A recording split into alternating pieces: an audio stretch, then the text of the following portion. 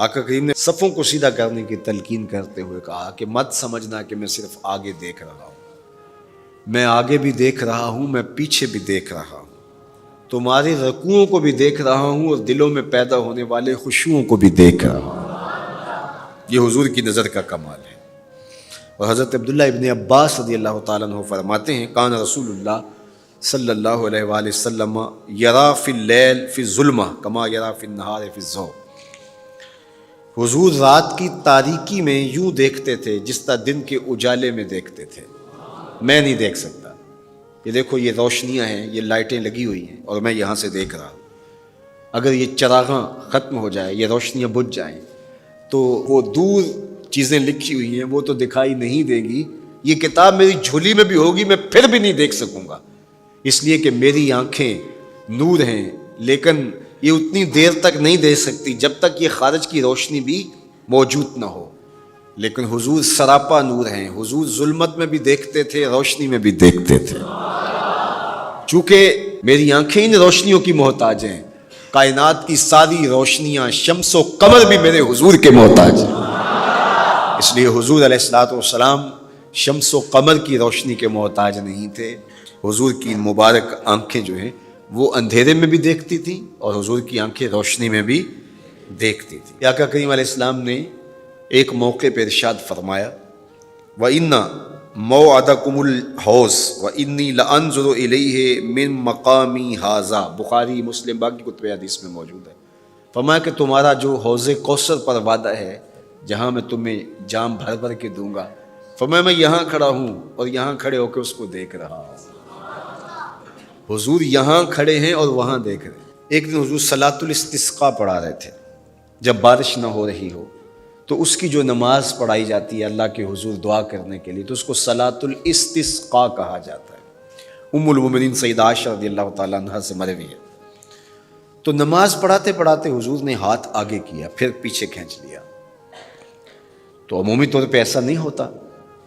تو صحابہ نے جب دیکھا تو بعد میں کسی نے پوچھا حضور آج نماز میں آپ نے ہاتھ آگے بڑھایا اور پیچھے کھینچ لیا، مجھے بتائیے کہ حالت نماز میں نظر کہاں ہونی چاہیے؟ جائے سجدہ پہ ہونی چاہیے نا، لیکن صحابہ حضور کو دیکھ رہے ہیں۔ اللہ اکبر۔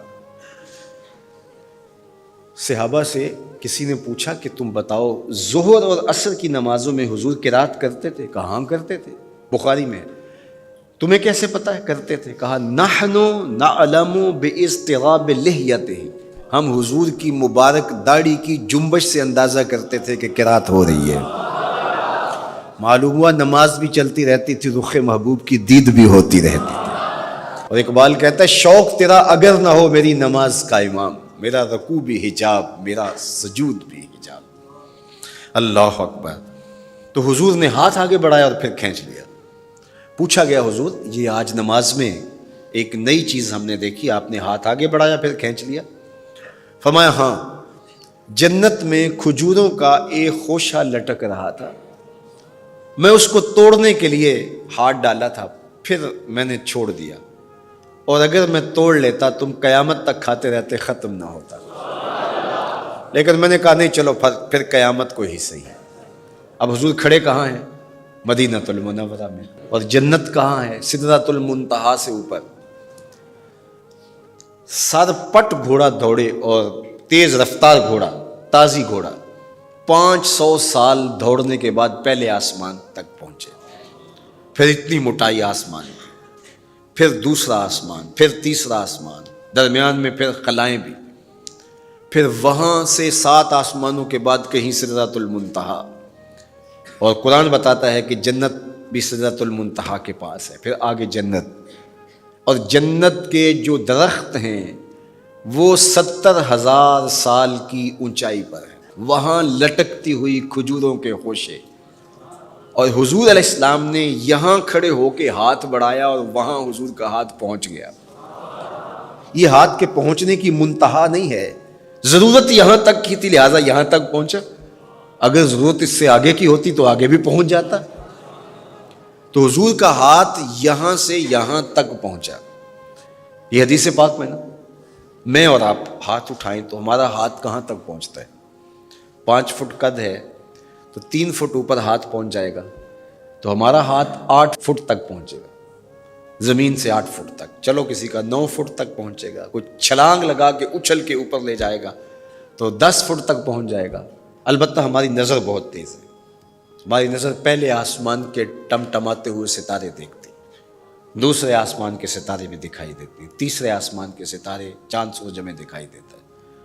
ہمارا ہاتھ 3 فٹ تک یا 10 فٹ تک پہنچتا ہے، نظر تیسرے آسمان تک پہنچتی ہے، اور جس کا ہاتھ جنت تک پہنچتا ہے اس کی نگاہ کہاں تک پہنچتی ہوگی، اس کی نظر کا کمال کیا ہوگا. اس لیے فرمایا انی ارا ما لا ترون واسمع ما لا تسمعون، جو میں دیکھتا ہوں وہ تم نہیں دیکھتے، جو میں سنتا ہوں وہ تم نہیں سنتے. اپنے حواس کو نبی کے حواس پر قیاس کرنا یا نبی کے حواس کو اپنے حواس پہ قیاس کرنا سوائے جہالت کے اور کچھ نہیں ہے.